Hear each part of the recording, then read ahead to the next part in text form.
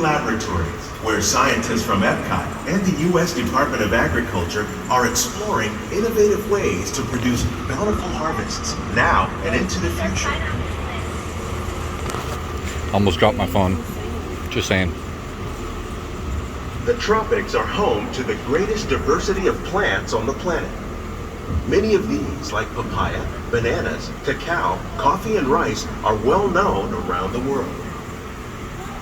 These are just a few of the edible plants that have been an important source of nutrition for people living in the tropics. Many are rich in vitamins and minerals, while others are well adapted to growing in less than ideal conditions. Some, like the water lily, thrive in wet, swampy areas and waterways. All parts of this plant, even the flower petals, are edible.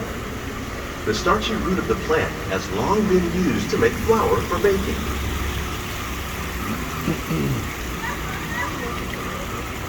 One day, many of these lesser-known tropical plants may be as important as the bananas growing on both sides of the boat. More than 28 million tons of bananas are eaten annually, making it the most popular fruit in the world.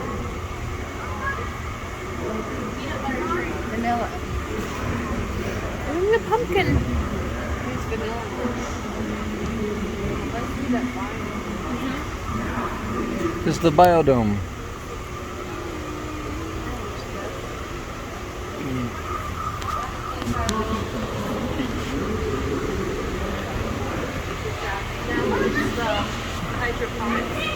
When we mention farming, you probably don't think of fish. But fish farming, or aquaculture, accounts for nearly half of all the seafood consumed globally. Tilapia, bass, and catfish, like the ones you see here, are three of the more popular. Didn't we have one of those for dinner the other day? Fish farmers. The sustainable system we're using here recycles the water in the tanks. As a result, we're able to save millions of gallons each year. Look at the water hose.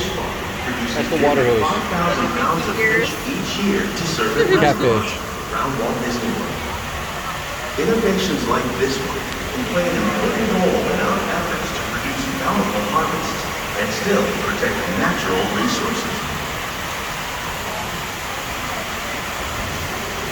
They thought the same thing on this side. Shrimp. Shrimp. Coffee. Freshwater. Yeah, they are. As opposed to saltwater. While there are more than 50,000 edible plant species in the world, most of us are only familiar with the handful that make up our everyday diet. The common grains growing here, wheat, maize, sorghum, and millet, plus rice, account for nearly 2/3 of our global food consumption. Learning how to increase yields of these staples is an important goal of research around the world.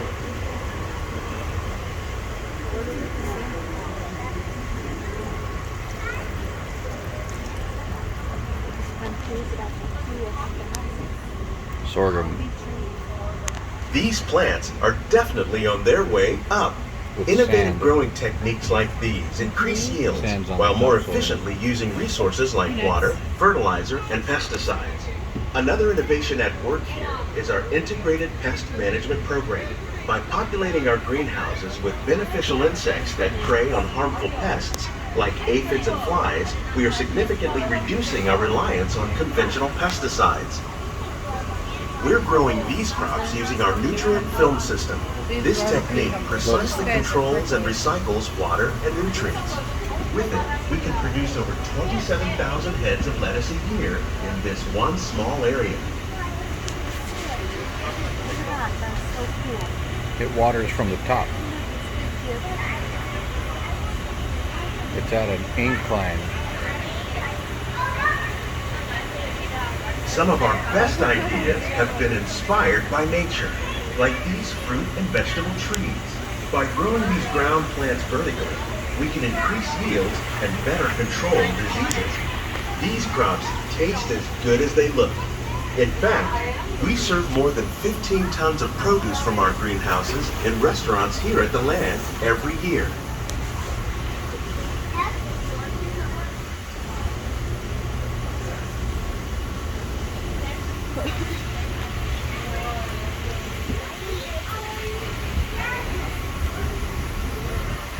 We'll evaluate this later.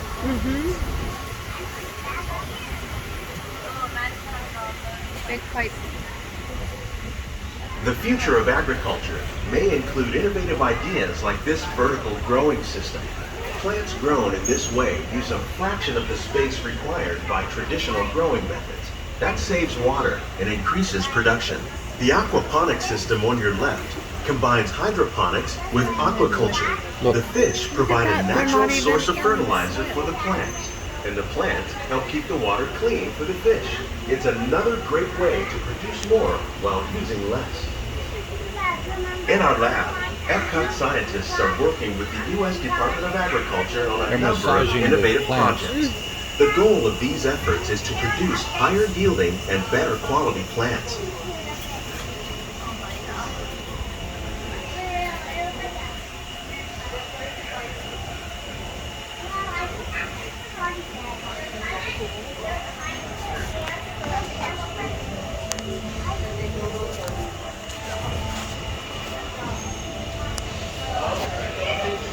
These greenhouses represent just a fraction of the work being done worldwide to produce bountiful harvests for our growing population.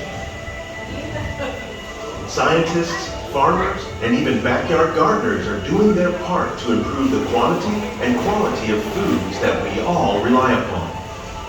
Together, we can continue to find more ways to increase food production and protect our precious natural environment. Only then will we truly be living with the land.